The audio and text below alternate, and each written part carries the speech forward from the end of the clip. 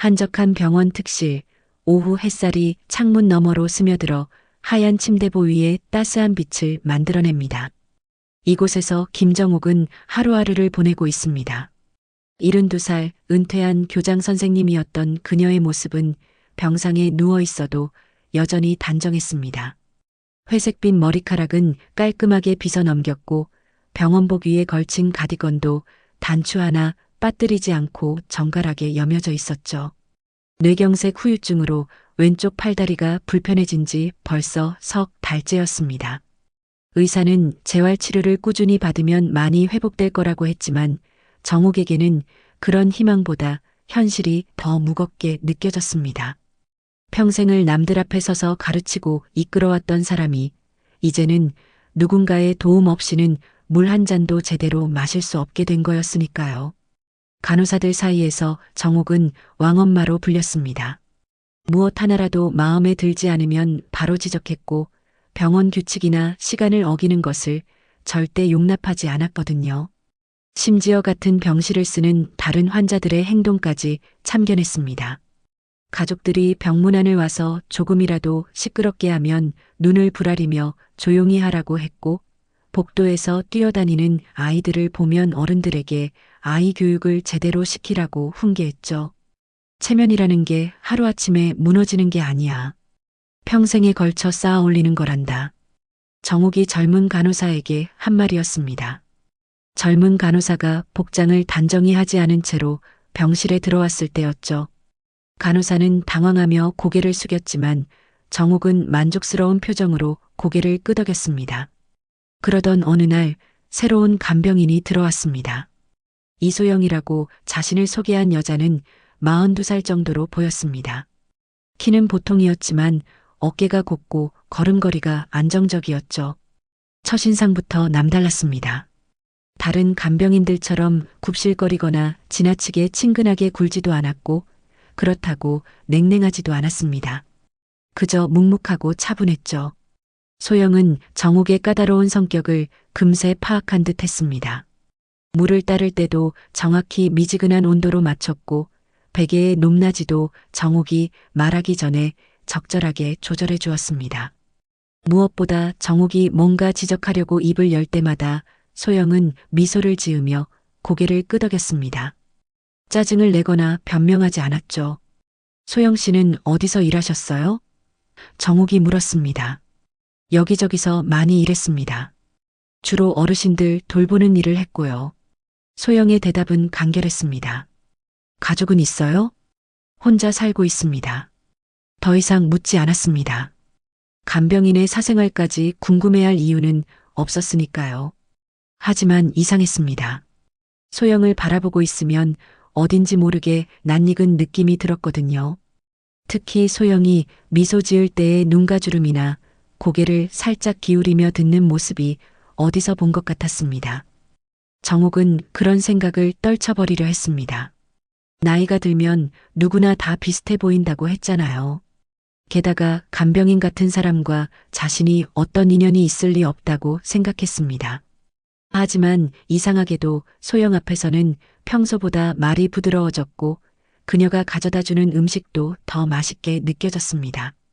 그날 저녁 소영이 정옥의 머리를 빗겨주면서 말했습니다. 선생님, 머리카락이 정말 고우세요. 평생 잘 관리하셨나 봅니다. 정옥은 기분이 좋아졌습니다. 오랜만에 듣는 칭찬이었거든요. 젊을 때부터 머리 손질하는 걸 게을리하지 않았어요. 사람은 겉모습부터 단정해야 한다고 생각하거든요. 정옥이 대답했습니다. 소영은 고개를 끄덕이며 계속 머리를 빗겨주었습니다. 그 손길이 유독 부드럽고 정성스러웠습니다. 마치 딸이 어머니를 돌보는 것처럼 말이죠. 그날 밤 정옥은 잠을 이루지 못했습니다. 소영이 저녁에 가져다 준 수건에서 나는 향기 때문이었죠. 은은하면서도 어딘지 모르게 그리운 냄새였습니다. 라벤더도 아니고 장미도 아닌 뭔가 익숙한 향이었는데 도무지 기억이 나지 않았습니다. 정옥은 천장을 바라보며 생각에 잠겼습니다. 이 향기를 언제 어디서 맡았을까요? 기억을 더듬어 보니 아주 오래전, 그러니까 20년도 더 된 일이 떠올랐습니다. 아들 인호가 대학을 졸업하고 첫 직장에 다닐 때였죠. 그때 인호가 집에 데려온 여자가 있었습니다. 이소영이라는 이름의 그 여자는 인호보다 3살 어렸습니다. 작은 키에 수줍은 미소를 지었고 정욱에게 인사할 때는 두 손을 모으고 깍듯하게 절했죠. 첫인상은 나쁘지 않았습니다. 예의도 바르고 말씨도 단정했거든요. 하지만 정욱은 그 여자를 마음에 들어하지 않았습니다. 집안이 너무 가난했거든요. 아버지는 일용직 노동자였고 어머니는 식당에서 설거지 일을 했습니다. 그 여자 자신도 낮에는 사무실에서 일하고 밤에는 학원에서 아르바이트를 했죠. 가난한 것 자체가 문제는 아니었습니다. 정욱도 어려운 시절을 겪어봤으니까요. 하지만 교장까지 지낸 자신의 아들이 그런 집안과 혼인을 맺는다는 건 체면상 받아들이기 어려웠습니다. 무엇보다 그 여자가 뿌린 향수 냄새가 마음에 들지 않았습니다. 값싼 향수 특유의 인공적인 냄새였거든요. 정욱은 그때 생각했죠. 우리 아들은 이런 여자와 어울리는 사람이 아니야. 인호는 그 여자와 결혼하겠다고 했습니다. 둘이 진심으로 사랑한다고 집안 형편은 중요하지 않다고 말했죠. 하지만 정욱은 단호했습니다. 아들의 인생을 망칠 수는 없었거든요. 그래서 그 여자를 따로 불러내어 만났습니다. 소영아, 너도 우리 인호를 진짜 사랑한다면 이해할 거야. 정욱이 차분하게 말했습니다. 인호는 앞으로 큰 사람이 될 사람이야. 그런데 내가 그 발목을 잡을 수는 없지 않겠니? 그 여자는 눈물을 흘렸습니다. 하지만 정욱은 마음을 바꾸지 않았습니다. 너희가 지금은 사랑한다고 하지만 나중에 현실적인 문제들이 생기면 어떻게 할 거야?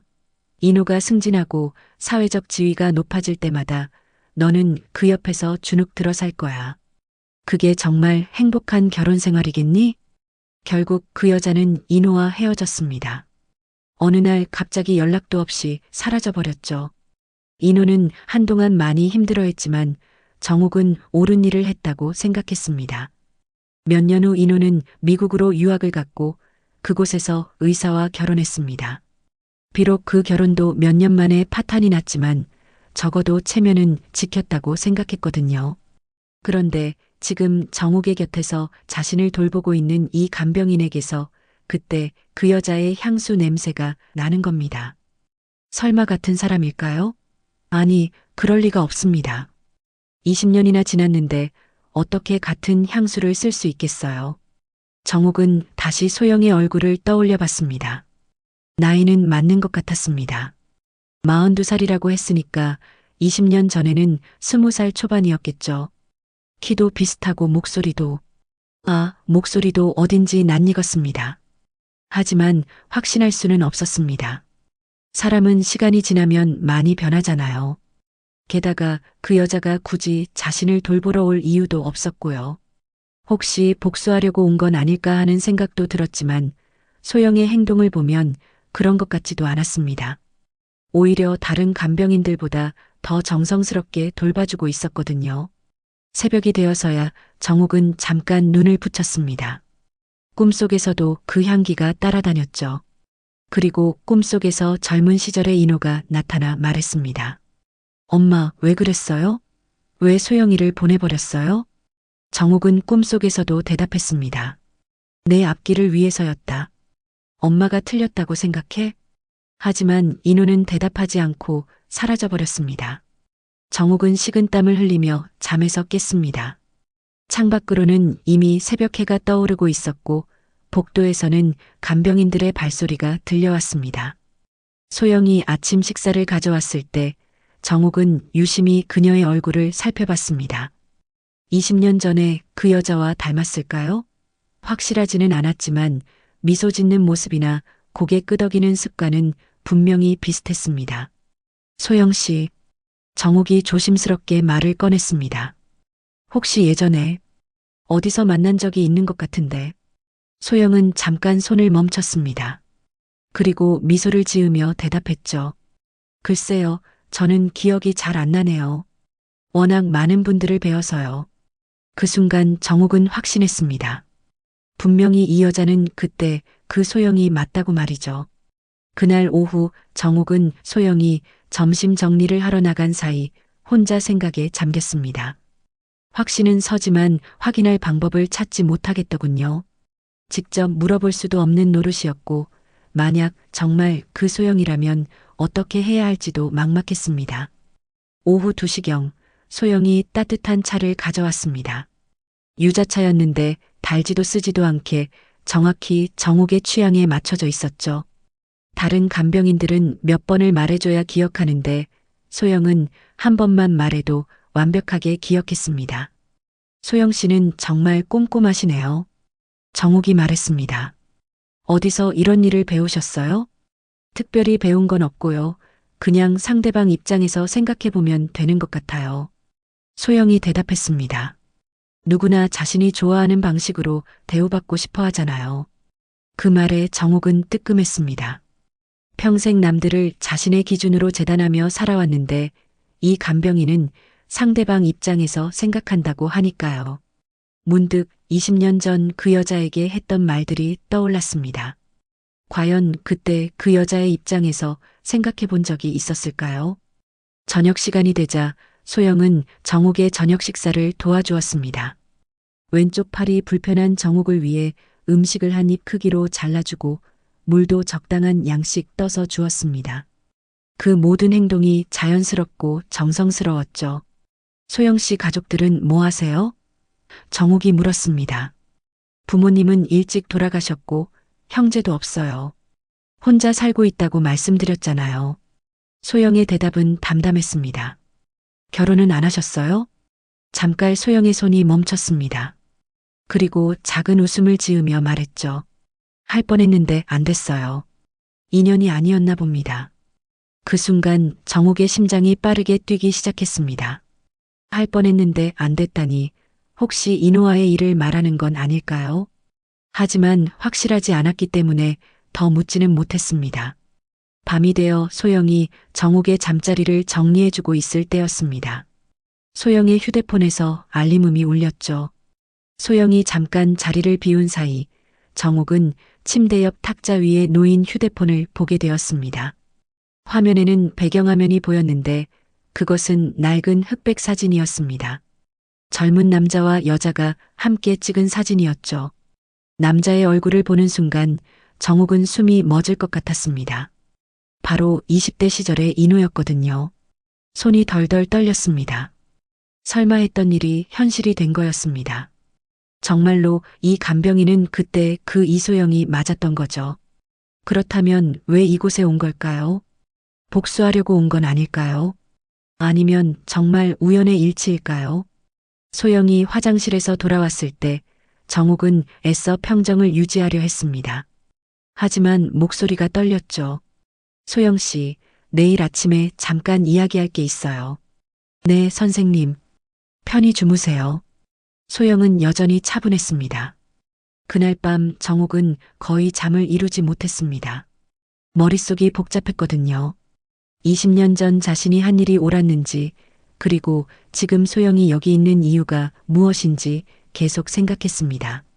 새벽이 되어서야 잠깐 눈을 붙인 정욱은 아침 일찍 깼습니다. 소영이 아침 식사를 가져왔을 때 정욱은 더 이상 참을 수 없었습니다. 소영 씨, 앉으세요. 정욱이 침대에 상체를 일으키며 말했습니다. 소영은 의자에 앉았습니다. 여전히 차분한 표정이었지만 뭔가 예상하고 있는 듯한 느낌이 들었죠. 당신, 이소영 맞죠? 정욱이 직접적으로 물었습니다. 20년 전에 우리 인호와 그때 그 여자 맞죠? 소영은 잠깐 침묵했습니다. 그리고 천천히 고개를 끄덕였죠. 네, 맞습니다. 왜 여기 있어요? 왜 나를 돌보고 있어요? 정욱의 목소리에는 당황과 두려움이 섞여 있었습니다. 소영은 창밖을 바라보며 말했습니다. 처음에는 우연이었어요. 간병인 일을 하다 보니 선생님을 만나게 된 거죠. 하지만 선생님인 걸 알고도 그만두지 않은 건 글쎄요, 아마 정리하고 싶었나 봅니다. 정리? 그때 일을 말이에요. 선생님이 저에게 했던 말들, 그리고 제가 느꼈던 감정들을요. 소영의 목소리는 여전히 평온했습니다. 20년 동안 마음 한구석에 남아있던 것들을 정리하고 싶었어요. 정욱은 입술이 바짝 말랐습니다. 그럼 복수하려고 온 거예요? 소영이 고개를 저었습니다. 아니요, 복수가 아니에요.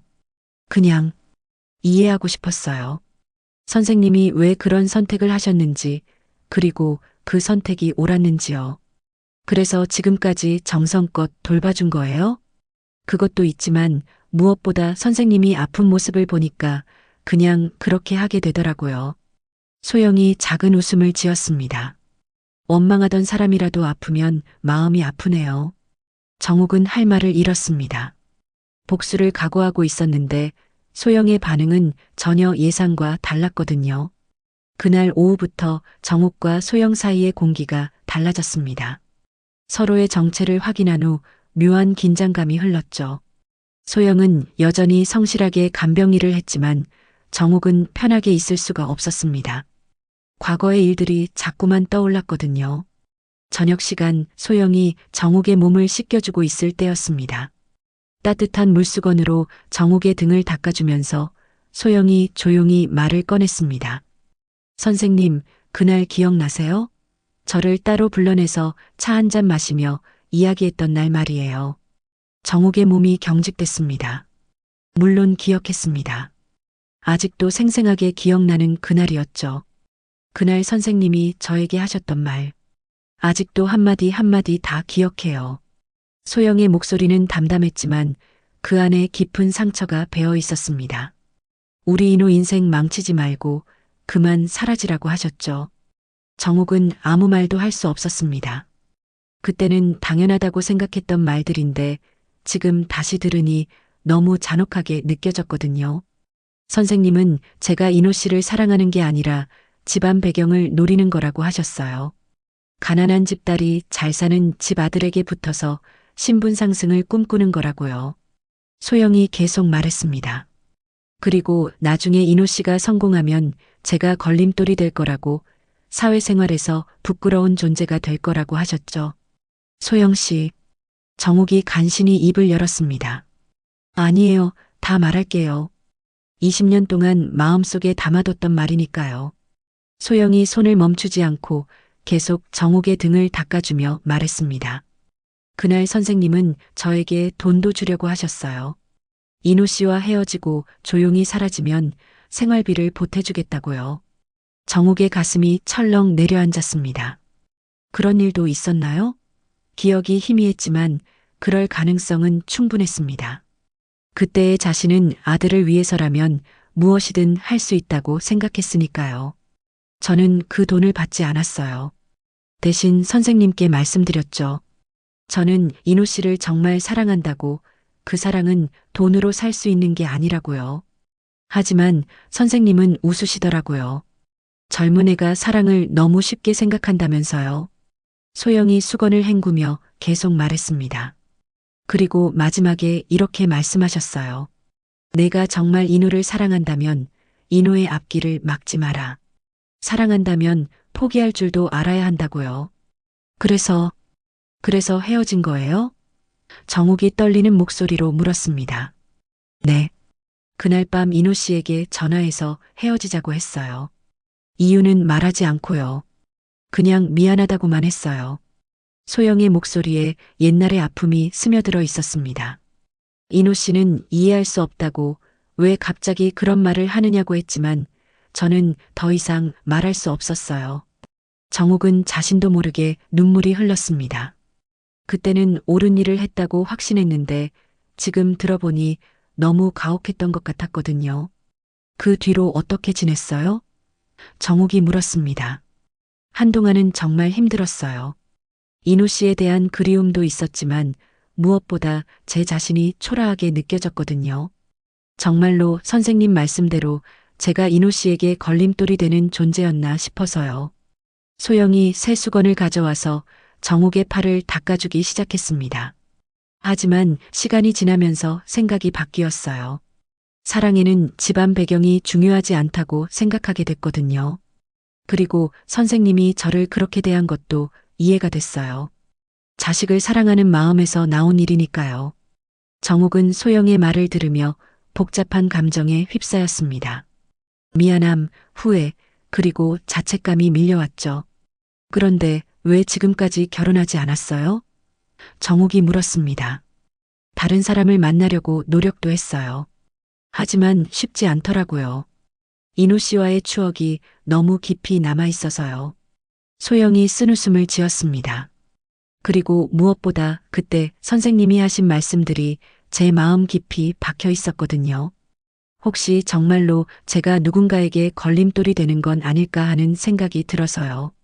정욱의 가슴이 미어졌습니다. 자신의 말 한마디가 한 사람의 인생을 이렇게 바꿔놓을 줄은 몰랐거든요. 소영 씨, 내가 너무 심했어요. 정욱이 간신히 말했습니다.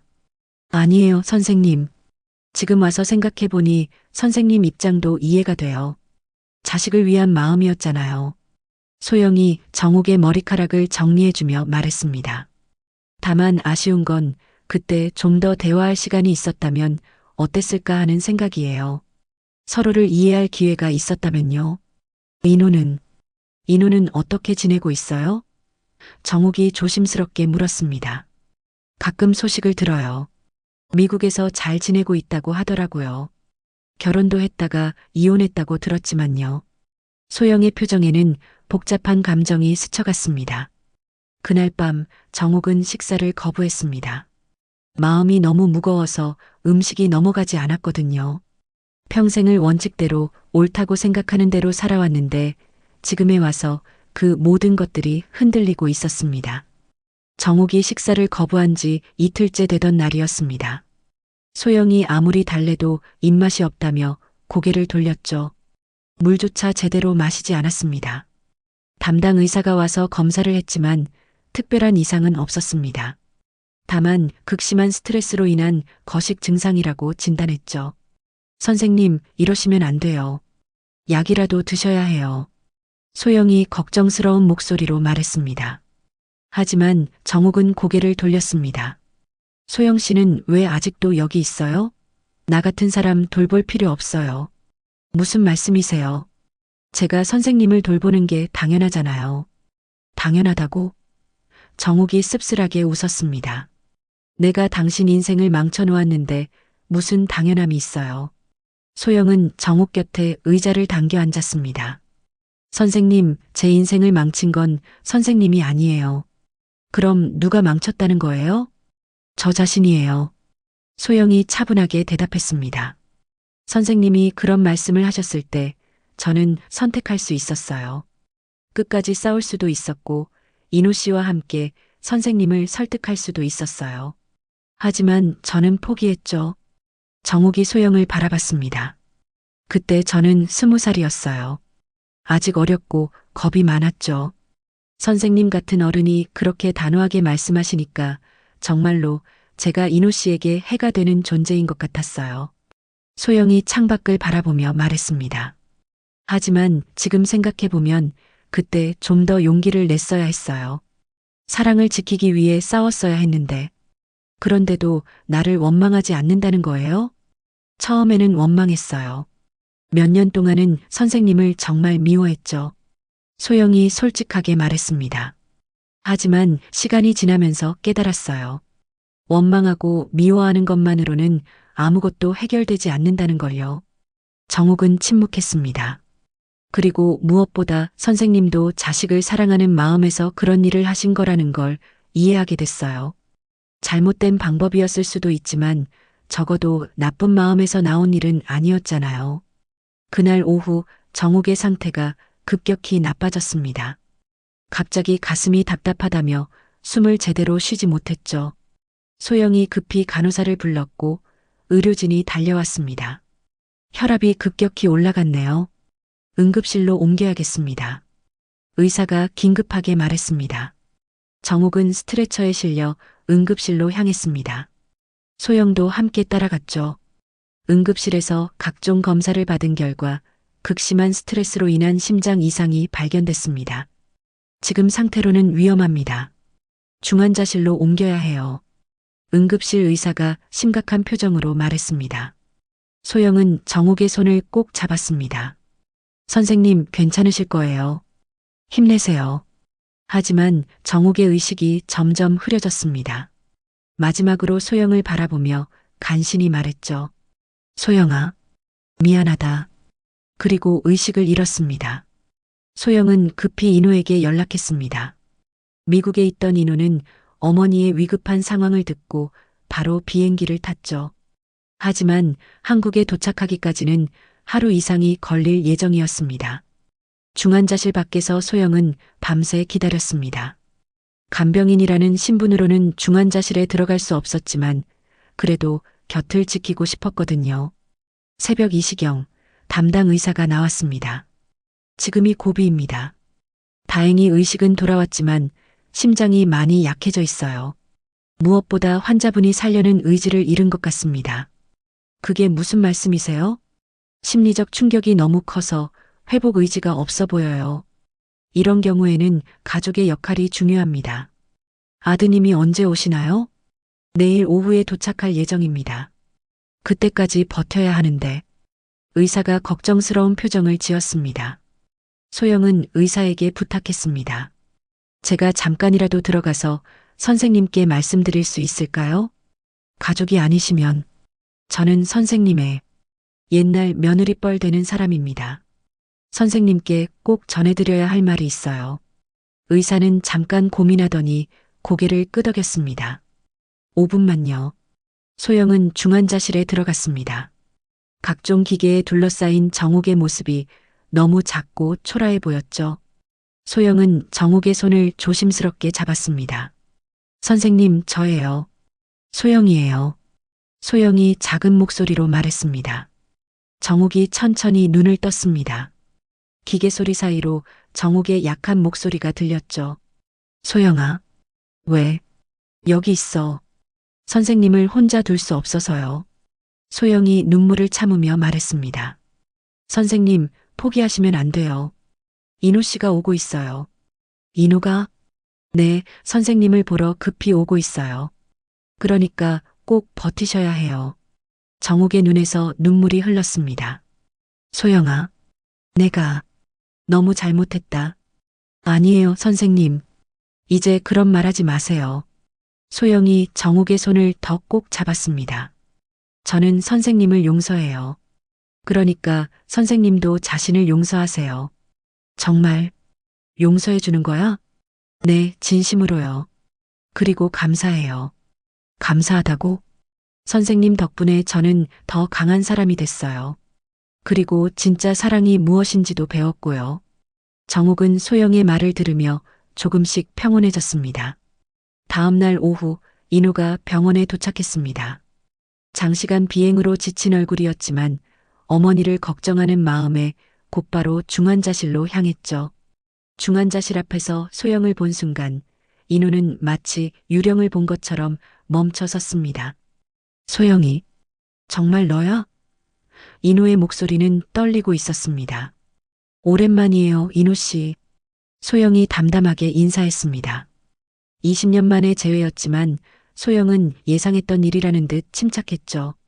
너가 왜 여기? 어머니는 어떻게 되신 거야? 인호는 혼란스러워했습니다. 선생님이 많이 위험하세요. 어서 들어가 보세요. 소영이 중환자실 문을 가리켰습니다. 인호는 중환자실에 들어가 어머니를 만났습니다. 기계에 둘러싸인 정욱의 모습을 보자 가슴이 무너져 내렸죠. 평생 강하기만 했던 어머니가 이렇게 작고 연약해 보인 적이 없었거든요.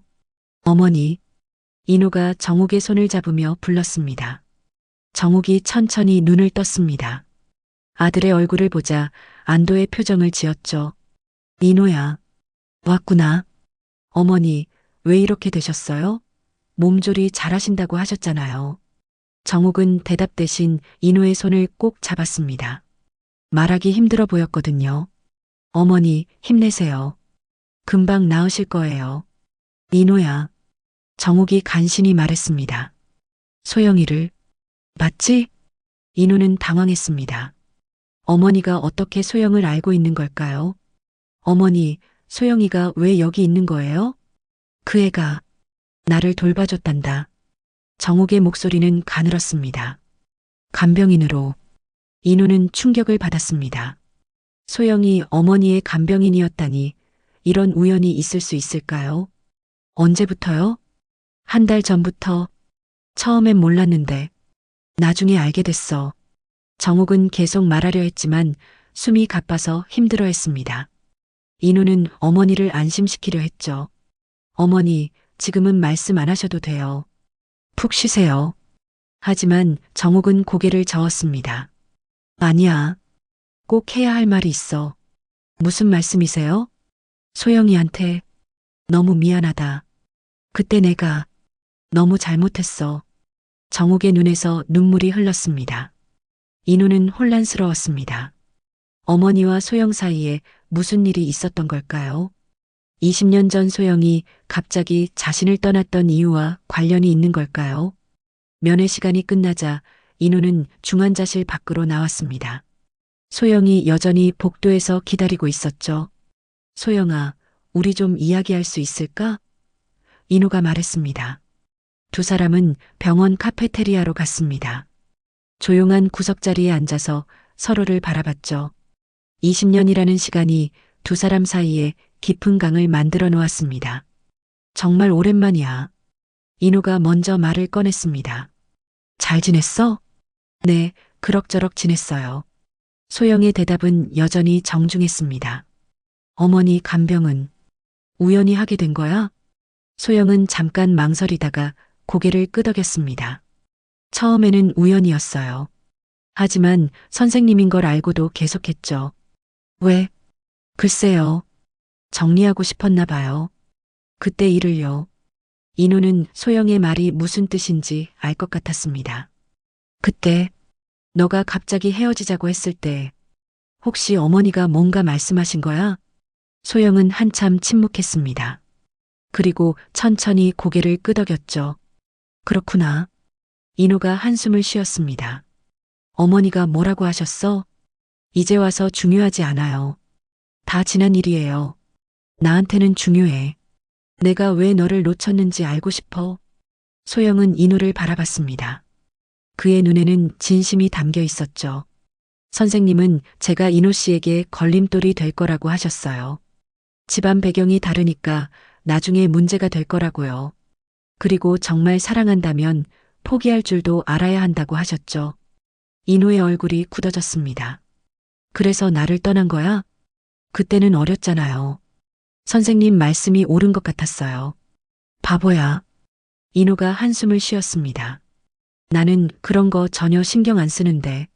하지만 결과적으로는 선생님 말씀이 맞았던 것 같아요. 소영이 쓴웃음을 지었습니다. 인우 씨는 미국에 가서 의사와 결혼하셨잖아요. 훨씬 좋은 선택이었죠. 그 결혼은 실패했어. 3년 만에 이혼했거든. 소영은 놀란 표정을 지었습니다. 그 사람과는 사랑이 아니었어. 그냥 어머니가 원하는 조건에 맞는 사람이었을 뿐이야. 하지만 너와는 달랐어. 너는 진짜 사랑이었거든.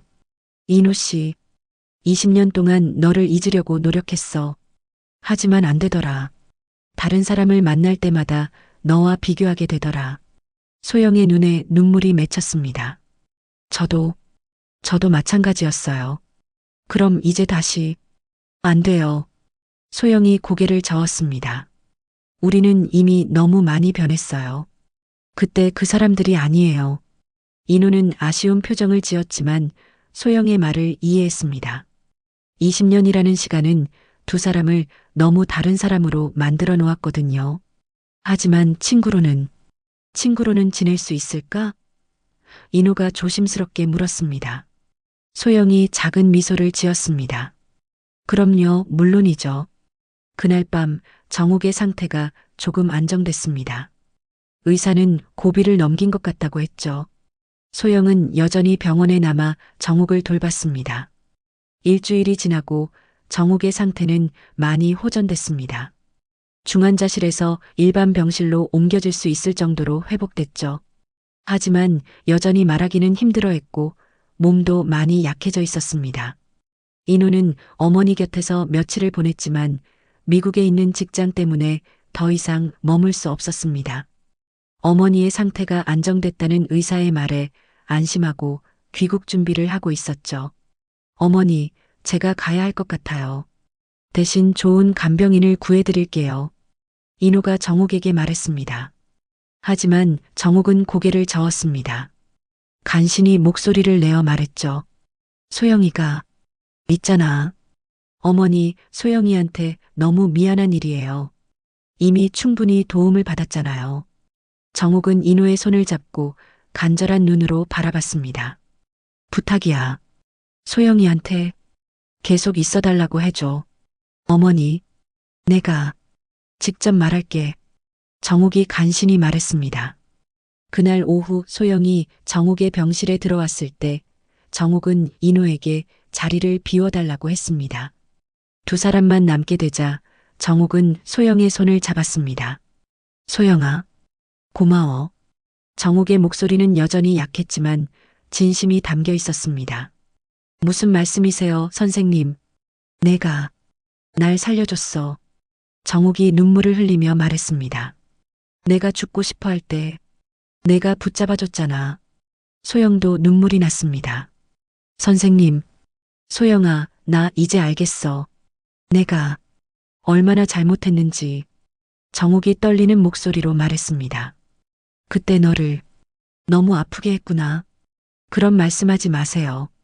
아니야, 꼭 해야 할 말이야. 정욱이 소영의 손을 더 꼭 잡았습니다. 내가 너한테 한 말들 다 틀렸어. 사랑에는 집안 배경이 중요한 게 아니더라. 소영은 조용히 들었습니다. 인호가 의사와 결혼했을 때 난 잘했다고 생각했어. 하지만 그 결혼은 행복하지 않았어. 사랑이 없는 결혼이었거든. 정욱이 계속 말했습니다. 그제서야 깨달았어. 내가 얼마나 어리석었는지. 선생님도 자식을 사랑하는 마음에서 그러신 거예요. 사랑한다면서. 정작 아들의 행복은 생각하지 않았어. 내 체면만 생각했지. 정욱이 자책하며 말했습니다. 그리고 너한테도 너무 잔인했어. 소영이 정욱의 손등을 쓰다듬었습니다. 이제 됐어요. 다 지난 일이에요. 소영아. 정욱이 간절하게 말했습니다. 나를 용서해 줄 수 있겠니? 진작 용서했어요, 선생님.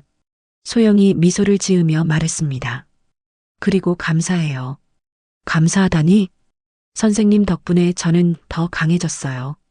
그리고 진짜 사랑이 무엇인지 배웠고요. 조건 없이 사랑하는 법을 알게 됐죠. 정욱은 소영의 말을 들으며 더욱 눈물을 흘렸습니다. 소영아, 부탁이 있어. 정욱이 떨리는 목소리로 말했습니다.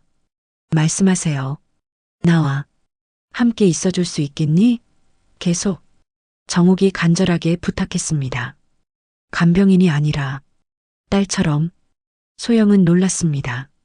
선생님, 내가 딸 하나 없잖아. 인호는 멀리 있고. 정욱이 눈물을 닦으며 말했습니다. 내가 내 딸이 되어줄 수 있겠니? 소영의 마음이 뭉클했습니다. 20년 전에는 며느리로 받아들여지지 못했는데 이제는 딸이 되어달라고 하는 정욱의 모습이 애처로웠거든요. 선생님, 정말 그러셔도 되는 거예요? 그럼 당연하지. 내가 나보다 훨씬 더 훌륭한 사람이잖아. 정욱이 소영의 손을 두 손으로 감쌌습니다. 내가 너를 딸로 두고 싶어? 그때 인호가 병실 문을 두드렸습니다. 들어가도 될까요? 들어와. 정욱이 대답했습니다. 인호가 들어오자 정욱이 말했습니다. 인호야, 소영이한테 부탁드려. 우리 집에 남아달라고. 인호는 소영을 바라봤습니다. 소영아, 어머니 부탁이야. 받아들여 줄 수 있겠어? 소영은 잠깐 망설였습니다. 그리고 정욱과 인호를 번갈아 바라보며 천천히 고개를 끄덕였죠. 네, 그럴게요. 정욱의 얼굴에 환한 미소가 피어났습니다. 20년 만에 처음 보는 진짜 기쁨의 표정이었죠. 고마워, 소영아. 정말 고마워. 인호도 안도의 표를 지었습니다. 어머니가 좋은 사람과 함께 있게 되어서 마음이 놓였거든요. 그럼 어머니, 저는 안심하고 미국에 갈 수 있겠네요. 그래, 인호야. 걱정하지 마. 소영이가 있으니까. 그날 저녁 인호는 소영과 마지막 대화를 나눴습니다. 소영아, 정말 고마워. 어머니를 부탁해. 걱정하지 마세요. 제가 잘 모실게요. 그리고 미안해. 그때 내가 더 용기를 냈어야 했는데. 소영이 고개를 저었습니다. 아니에요. 그때는 그게 최선이었어요. 그리고 지금이 더 좋은 것 같아요. 정말? 네. 이제 우리는 서로를 더 깊이 이해하게 됐잖아요. 그리고 선생님과도 진정한 관계를 만들 수 있게 됐고요. 인호는 소영의 말에 고개를 끄덕였습니다. 20년이라는 시간이 모든 것을 치유해 준 것 같았거든요. 다음 날 인호는 미국으로 떠났습니다. 공항에서 어머니와 소영에게 작별 인사를 하며 말했죠. 어머니, 소영이와 행복하게 지내세요. 그리고 소영아, 어머니를 진짜 딸처럼 모셔줘서 고마워. 정욱과 소영은 손을 잡고 인호를 배웅했습니다. 마치 진짜 모녀처럼 보였죠. 6개월이 흘렀습니다. 정욱은 병원에서 퇴원하여 집으로 돌아갔지만 혼자 생활하기에는 여전히 불편했습니다. 의사의 권유로 시설이 좋은 요양원으로 옮기게 되었죠. 하지만 정욱에게는 전혀 걱정이 없었습니다. 소영이 함께 있어주겠다고 약속했거든요. 선생님, 여기 정말 좋네요. 소영이 요양원 방을 둘러보며 말했습니다. 깔끔하고 밝은 방이었고 창밖으로는 예쁜 정원이 보였죠. 소영이가 있으니까 어디든 좋아. 정욱이 소영의 손을 잡으며 말했습니다. 정욱과 소영은 요양원에서 새로운 일상을 시작했습니다. 아침에는 함께 산책을 하고 오후에는 정원에서 차를 마시며 이야기를 나누었죠. 소영은 정욱의 재활치료도 꾸준히 도와주었습니다. 어머니, 오늘은 날씨가 좋으니까 정원에서 책을 읽어드릴까요? 소영이 말했습니다. 이제는 서로를 어머니, 딸이라고 부르고 있었거든요. 그럴까? 요즘 눈이 침침해서 책 읽기가 힘들었는데 정욱이 기뻐했습니다. 정원의 벤치에 앉아 소영이 책을 읽어주는 동안 정욱은 마음 깊은 평온을 느꼈습니다. 평생을 남들 앞에 서서 가르치고 지시하며 살았는데 이제는 누군가가 자신을 위해 무언가를 해주는 것이 이렇게 고마울 줄 몰랐거든요. 소영아, 내가 진짜 행복해. 정욱이 소영의 손을 잡으며 말했습니다. 저도요, 어머니. 너는 후회 안 해? 나 같은 할머니랑 이렇게 지내는 거? 소영이 고개를 저었습니다. 전혀요. 오히려 감사해요. 어머니가 제게 새로운 가족을 만들어주셨잖아요. 정욱의 눈가에 주름이 깊어지며 미소가 번졌습니다. 요양원의 다른 어르신들도 정욱과 소영의 관계를 부러워했습니다. 진짜 가족보다 더 정성스럽게 서로를 챙기는 모습이 아름다워 보였거든요. 정욱 씨는 참 복이 많으세요. 딸이 저렇게 효자예요. 같은 층에 사는 할머니가 말했습니다. 정말 내 딸 같아요. 아니, 진짜 딸보다 더 나아요. 정욱이 자랑스럽게 대답했습니다. 어느 날 저녁 정욱과 소영은 방에서 오랜 대화를 나누었습니다. 소영아, 내가 죽으면.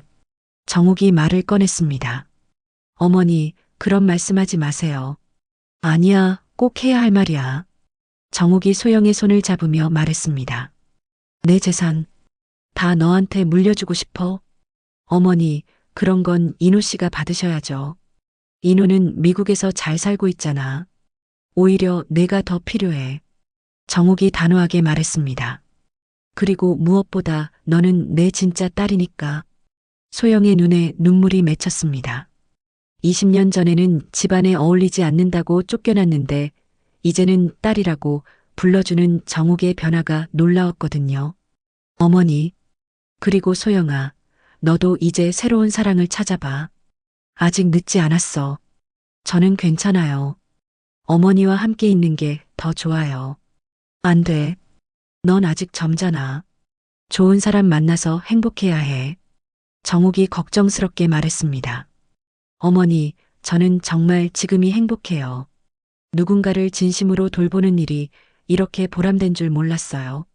정욱은 소영의 말을 들으며 또 한 번 감동받았습니다. 그해 겨울, 인호가 한국에 왔습니다. 어머니와 소영을 보러 온 거였죠. 요양원에서 만난 두 사람의 모습을 보고 인호는 깜짝 놀랐습니다. 정말 친모녀처럼 자연스럽고 다정해 보였거든요. 어머니, 많이 좋아 보이세요. 인호가 말했습니다. 소영이가 잘 돌봐줘서 그래. 정욱이 소영을 바라보며 말했습니다. 소영아, 정말 고마워. 어머니가 이렇게 밝아진 모습 처음 봐.